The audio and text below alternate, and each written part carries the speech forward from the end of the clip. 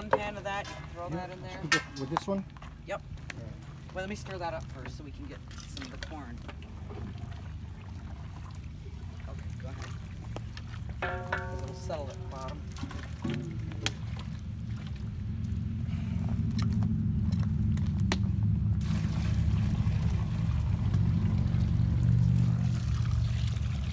Perfect. Yep, that's enough.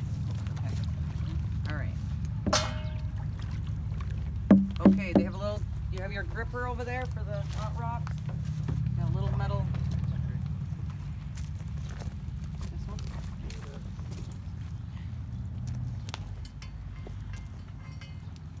I'm gonna move your wood over here. So remember when you're doing this, if you guys heard it earlier, those rocks were popping. You have to keep the wood on top of the rocks, so the shrapnel, when they break in pieces, doesn't come flying out and hurt anybody. Because sometimes they'll break on their own. We get the rocks like out of our garden, we call them grandfather rocks, that have already been drying for at least 2 to 3 years. But for this purpose, we just got them fresh out of the garden, and that's why they're popping. It takes a long time for the water to get out. Okay, so grab that stone right there, that big one.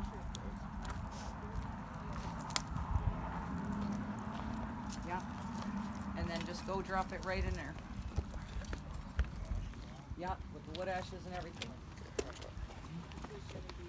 It'll probably break when it hits the cooler water, but that's okay.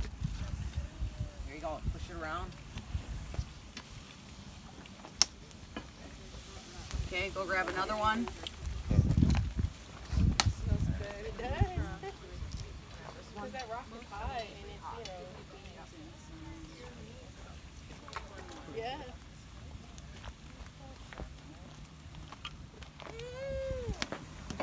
You can put vegetables in here. You can put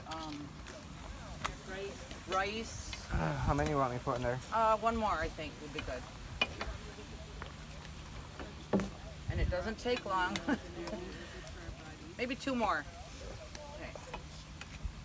Yeah, that's good. Good.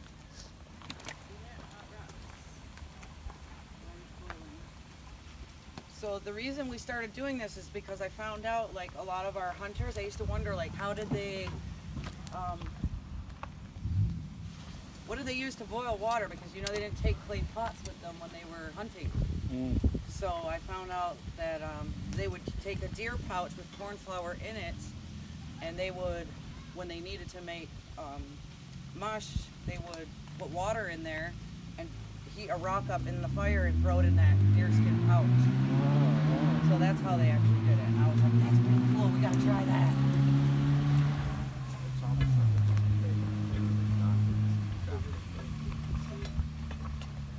Yeah, that's great.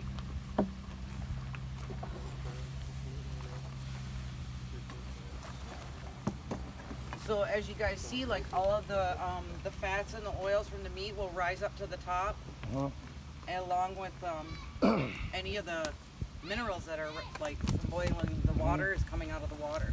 So you'll always have almost like a film on the top of it. So if you're using a wooden vessel, I try not to put soap in there because it'll sit in the wood. I'll just use something that I can use to clean it and rinse it out, but not soapy things that bubble. What do you use, like apple cider vinegar or something like that? Sometimes, or I'll use lemon juice or whatever. They had some organic stuff that was made out of lemon. That's what I used to clean it this morning, and we rinsed it out. But you don't want to make soap, because if you throw hot water in there, then your soup's gonna it's gonna come out of the wood, and you're gonna have soup that tastes like soap. I should have had somebody time us. It doesn't take long, usually not more than 10 minutes to cook this whole pot. And if you have, I haven't tried it with white corn yet, but maybe you guys, that'll be your mission. You guys could try it out to see how long it would take for the white corn to open. And 4.5 minutes. Yeah, it should be under 10.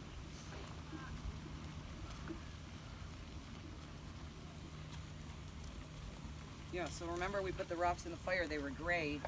When they started heating up, they start turning red, like a terracotta color. That's when they're ready.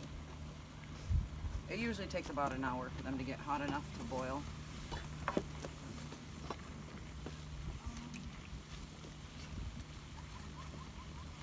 pretty Is good. it just shell rock that you use, or you can use like blue stone?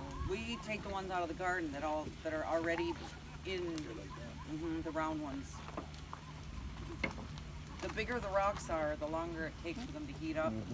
So we try to use many that are maybe not big as like that you could grab with your 2 hands. No crick stones.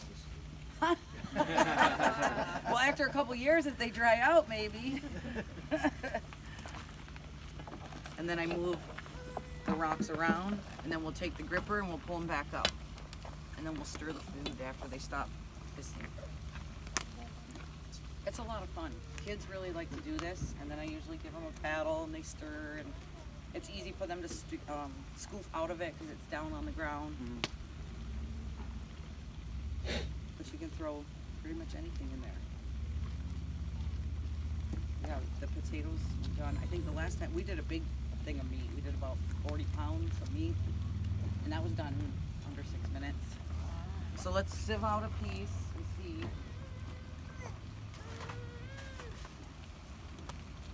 Let's see here.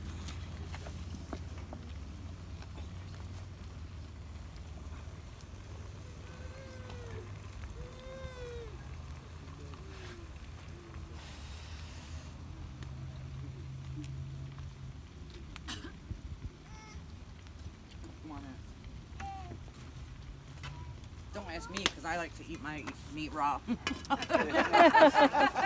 you tell us. I like it rare.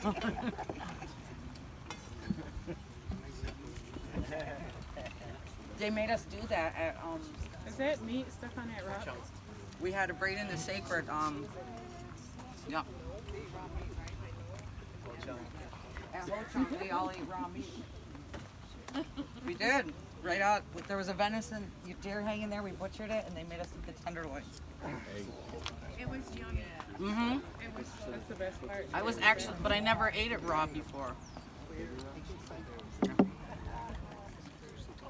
really wasn't bad. It was good. It was actually good. Like sushi. I thought they were kidding. That's what they do. I was like, are you guys just making this up because we're here? They're like, no, you have to do it. You don't Probably have make to. corn soup in here real fast and easy.